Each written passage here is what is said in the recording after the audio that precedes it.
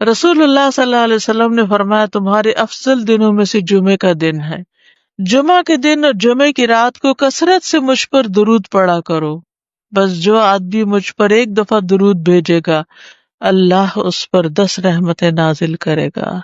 اللہم صلی علی محمد۔ بسم اللہ الرحمن الرحیم۔ ہم صبح جب فجر کی نماز پڑھتے ہیں تو اس میں فجر کی سنتوں میں سے دوسری سنت میں آپ صلی اللہ علیہ وسلم نے ہمیشہ سورت اخلاص پڑھی، یعنی قل هو اللہ احد پڑھی۔ اسی طرح ہر نماز کے بعد قل هو اللہ پڑھنے کا حکم ہے معوذتین کے ساتھ، قل اعوذ برب الفلق اور قل اعوذ برب الناس کے ساتھ ساتھ۔ پھر اسی طرح مغرب کی سنتوں کی دوسری رکعت میں بھی یہ پڑھی جاتی۔ جب آپ عمرے یا حج کے لیے جاتے ہیں اور طواف کرتے ہیں، چاہے عمرے اور حج کا طواف ہو یا ویسے طواف ہو، تو طواف کے جو 2 نفل ہوتے ہیں ان کے اندر بھی اس سورت کو لازمی پڑھا جاتا ہے دوسری رکعت میں۔ پھر آپ دیکھیے کہ صبح و شام کے جو اذکار ہیں ان میں بھی 3 بار یہ سورت پڑھی جاتی۔ پھر اسی طرح رات کو سوتے وقت نبی صلی اللہ علیہ وسلم کا معمول یہ تھا کہ قل هو اللہ احد، قل اعوذ برب الفلق، قل اعوذ برب الناس کو اپنے ہاتھوں پہ پڑھ کے اور اپنے جسم پر دم کرتے تھے، سر سے شروع کرتے اور پھر چہرے پر اور پھر جسم کے اگلے حصے پر اور پھر جسم کے پچھلے حصے تک جہاں بھی ہاتھ پہنچتا۔ کچھ لوگوں کا ہاتھ زیادہ دور تک پہنچ جاتا ہے اور کچھ کا کم۔ تو اب آپ سوچئے کہ اگر ہم دن میں اتنی بار ان صورتوں کو پڑھیں گے، قل هو اللہ احد اور معوذتین کو، تو ہمیں کس قدر فائدے ہو سکتے ہیں۔ نمبر 1 یہ کہ ہم اللہ سبحانہ و تعالیٰ کی پہچان کی بات بار بار کریں گے، اس کے ساتھ ہمارا تعلق درست ہوگا، ہمارا ایمان مضبوط ہوگا، ہمارا توکل اس پہ بڑھے گا۔ اور پھر آخری 2 صورتیں تو ہیں ہی پروٹیکشن کی، جس میں انسان اللہ تعالی سے مدد چاہتا ہے کہ وہ ہر طرح کے شر سے بچ سکے۔ تو جو شخص شعوری طور پر ہر روز قرآن مجید کا اتنا حصہ لازماً پڑھتا ہے، وہ بہت سی مصیبتوں، آفتوں، پریشانیوں سے بچا رہتا ہے۔ آج کون شخص ایسا ہے جس کی زندگی میں کوئی پریشانی نہ ہو؟ ہر شخص کسی نہ کسی چھوٹی یا بڑی بیماری کا شکار ہے، یا اگر مستقل طور پر نہیں تو آف اینڈ آن کچھ نہ کچھ ہوتا رہتا ہے۔ کبھی کہیں درد نکل جاتی، کبھی کہیں ہو جاتی، کبھی سستی ہو جاتی ہے، کبھی دل میں گھبراہٹ شروع ہو جاتی ہے، کبھی کو خوف آنے لگتا ہے، کبھی گھروں میں جھگڑے شروع ہو جاتے ہیں، کبھی آپس میں نہیں بنتی۔ ہم سمجھتے ہیں کہ ہماری خوشیاں نیا گھر بنانے میں یا نیا لباس پہننے میں ہے، لیکن کتنی دفعہ ایسا ہوتا ہے کہ ہم کسی نئی جگہ پر شفٹ کرتے ہیں، نیا گھر بناتے ہیں، ہر چیز نئی خریدتے ہیں، لیکن وہ گھر ہمیں سوٹ ہی نہیں کرتا، اس میں دل ہی نہیں لگتا، اس میں خوشیاں ہی نہیں ہوتی، اس میں آپس میں ایک دوسرے سے جھگڑے اور پریشانیاں اور کئی چیزیں ہوتی ہیں۔ ایسا کیوں ہوتا ہے؟ ہماری زندگی میں یہ مسائل اتنے زیادہ کیوں ہو گئے؟ اس کی سب سے بڑی وجہ یہ ہے کہ ہم اللہ سبحانہ تعالیٰ کے ذکر سے غافل ہو چکے ہیں، اس کو صحیح معنوں میں یاد نہیں کرتے۔ ہم دنیا بھر سے وظیفے پوچھتے رہتے ہیں، اس مشکل میں کیا کروں، اس مشکل میں کیا کروں، جبکہ وظیفے ہمیں بتا دیے گئے ہیں۔ اللہ سبحانہ تعالیٰ نے خود یہ صورتیں اتار دی ہیں ہمارے فائدے کے لیے، اور نبی صلی اللہ علیہ وسلم نے ہمیں اس کی تلقین کی ہے، ہمیں ان کے بارے میں سکھا دیا ہے کہ کس وقت پڑھو، کیسے پڑھو۔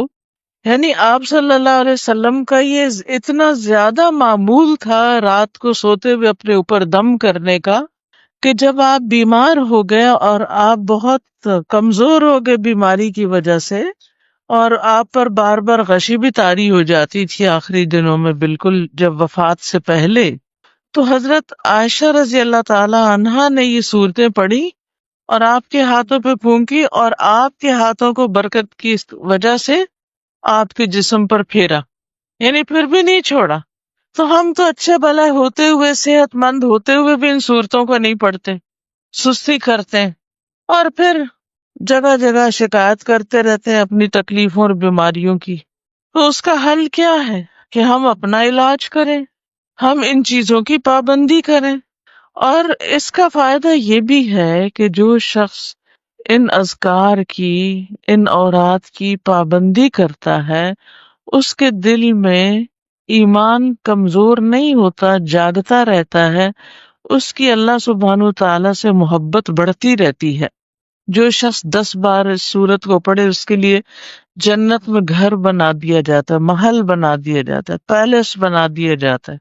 آج دنیا میں کتنے لوگ پیلسز کے خواب دیکھتے رہتے ہیں کہ ہمارا گھر پیلس کی طرح ہو. کسی پیلس کے سامنے سے گزریں گے تو تمنا کریں گے کاش ہم بھی اس میں رہ سکتے. لیکن جنت کے محلات، کیا یہ صرف سننے سنانے کی باتیں؟ ان کی کوئی حقیقت نہیں؟ یہ بالکل سچی خبریں ہیں جو ہمیں دی گئی ہیں. یعنی جنت کے بارے میں جو خبریں ہمیں دی گئی ہیں قرآن و سنت میں، صحیح احادیث میں، ان پر ہمیں یقین کرنا چاہیے، اور ان کو حاصل کرنے کے لیے جو کوششیں ضروری ہیں وہ کوششیں بھی ہمیں کرنی چاہیے. اسی لیے ہم دیکھتے ہیں کہ ایک صحابی ہر نماز کے دوران اس کو پڑھا کرتے تھے. وہ مسجد قباء کے امام تھے، اور جب وہ لوگوں کو نماز پڑھاتے، ہر رکعت میں اور سورت بھی پڑھتے اور ساتھ یہ سورت ضرور پڑھتے. تو لوگوں نے شکایت کی، انہوں نے کہا بھئی آپ ایک پڑھ لیا کریں 2 کی بجائے. تو انہوں نے کہا کہ میں تو قل هو اللہ لازماً پڑھوں گا، اگر تمہیں میرا یہ نماز پڑھانا پسند نہیں تو آپ کسی اور کو امام مقرر کر لیں، میں امامت چھوڑ دوں گا، قل هو اللہ نہیں چھوڑوں گا. اتنی محبت تھی انہیں اس سورت سے. جب نبی صلی اللہ علیہ وسلم تک معاملہ گیا، آپ نے کہا کہ ان سے پوچھو کہ ایسا کیوں کرتے ہیں. جب پتا چلا کہ انہوں نے کہا کہ میں اس سورت سے محبت کی وجہ سے کرتا ہوں، تو آپ نے فرمایا کہ ان کو خبر دے دو کہ اس سورت کی محبت جنت میں داخل کرنے والی ہے. یہ سورت 1/3 قرآن کے برابر ہے، کہ قرآن مجید میں یا تو توحید ہے، یا احکام ہے، یا قصص ہے. تو یہ تیسرا حصہ توحید کا جو ہے وہ اس صورت میں سمٹ کر سامنے آ جاتا ہے. اسی طرح نبی صلی اللہ علیہ وسلم نے ایک موقع پر کسی شخص کو ایک لشکر کا سردار بنا کر بھیجا، تو وہ ہر نماز میں سورت قل هو اللہ ضرور پڑھا تھا. جب آپ نے اس سے پوچھا کہ ایسا کیوں کرتے، تو اس نے کہا کہ اس میں رحمان کی صفت ہے، یعنی اللہ تعالیٰ کی توحید کا بیان ہے، اس وجہ سے مجھے اس سورت سے محبت ہے. تو اس کو بھی خوشخبری دی گئی کہ اس سورت سے محبت کی وجہ سے اللہ سبحانہ و تعالیٰ تم سے محبت کرتا ہے. ہم سب کو اللہ تعالیٰ کی محبت چاہیے، لیکن ہم سورت الاخلاص پڑھنے سے غافل ہیں، اور اگر پڑھتے بھی ہیں تو رٹے ٹٹائے طور پر پڑھ لیتے ہیں، اس کا حق ادا نہیں کرتے. اس سورت کا پس منظر یہ ہے کہ لوگوں میں سے، یعنی مشرکین میں سے کچھ لوگ رسول اللہ صلی اللہ علیہ وسلم کے پاس آئے، کہنے لگے ہمیں آپ اپنے رب کا نسب نامہ بتائیے کہ ان کا خاندان کیا ہے.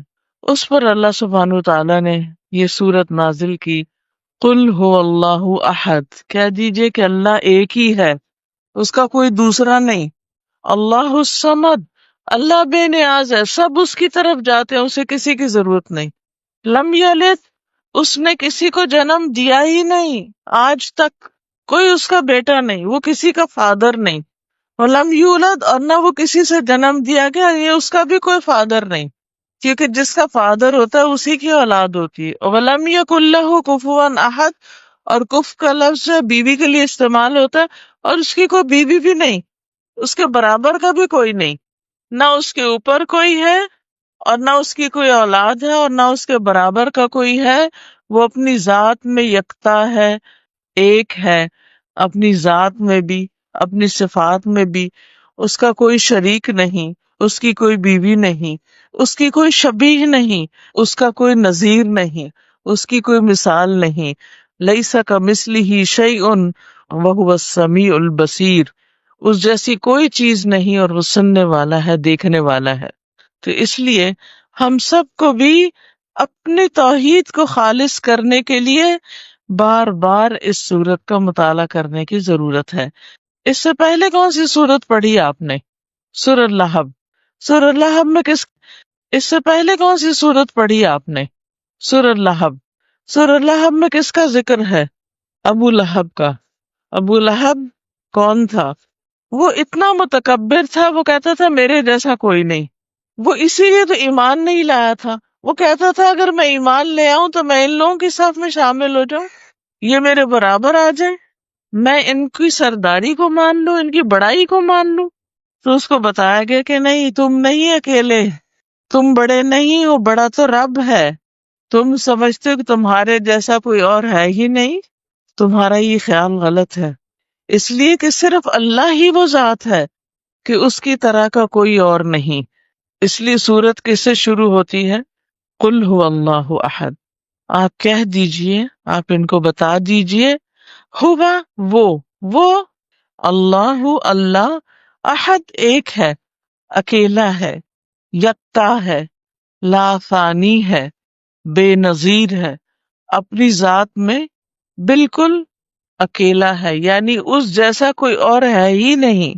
اب دیکھیے کہ ہر شخص کی زندگی میں کوئی نہ کوئی چیز بڑی اہم ہوتی. کسی کے لیے اس کا کیریئر بڑا اہم ہوتا ہے، وہ ساری کوشش اسی کی گرد لگا رہا ہوتا ہے. کسی کے نزدیک اس کے بچے بڑے اہم ہوتے ہیں، کسی کے نزدیک مال بڑا اہم ہوتا ہے. ہر شخص کا کوئی سینٹر آف لائف ہوتا ہے. اچھا، اس کا نقصان کیا ہوتا ہے؟ اس کا نقصان یہ ہوتا ہے کہ جب وہ چیز انسان کی نگاہوں سے اوجھل ہوتی، ختم ہو جاتی، چلی جاتی، تو انسان کیا ہو جاتا ہے؟ جو لوگ بچوں کے لیے جیتے ہیں، جب بچے سارے ان کو چھوڑ کے چلے جاتے ہیں، پھر ان کی زندگی کیسی زندگی ہو جاتی؟ مزریبل. قل هو اللہ احد، قل اعوذ برب الفلق، قل اعوذ برب الناس. صبح شام 3 بار کہہ لو، یہ تمہیں ہر چیز سے کافی ہو جائیں گی. یعنی بہت سے لمبے چوڑے وظیفے پڑھنے سے بھی تمہیں نجات دے دیں گی، یہی کافی ہو جائیں گی. ہر شر، کیونکہ اس میں آتا ہے من شر ما خلق، ہر شر سے بچنے کے لیے یہ کافی ہے. کسی بھی قسم کا آپ کے دل میں کسی کے بارے میں بھی کوئی خوف ہے کہ وہ آپ کو نقصان دے گا، تو اس سے یہ آپ کو کافی ہو جائیں گے، بچا لیں گے. رسول اللہ صلی اللہ علیہ وسلم جنوں اور انسانوں کی نظر بد سے پناہ مانگا کرتے تھے کہ اللہ تعالیٰ محفوظ رکھے، اور اس کے لیے وہ کچھ کلمات پڑھا کرتے تھے. جب یہ صورتیں نازل ہوئی تو آپ نے وہ چھوڑ دیے کلمات اور ان کو اپنے لیے کافی سمجھا، پھر انہی صورتوں کو پڑھتے رہتے تھے. تو اگر آپ کو یہ وہم ہو، ڈر ہو، شک ہو، خوف ہو کہ لوگ مجھ سے حسد کریں گے، مجھے نقصان دیں گے، مجھے نظر لگا دیں گے، ایسا ہو جائے گا، ویسا ہو جائے گا، تو بالکل خوف نہ کھائیے،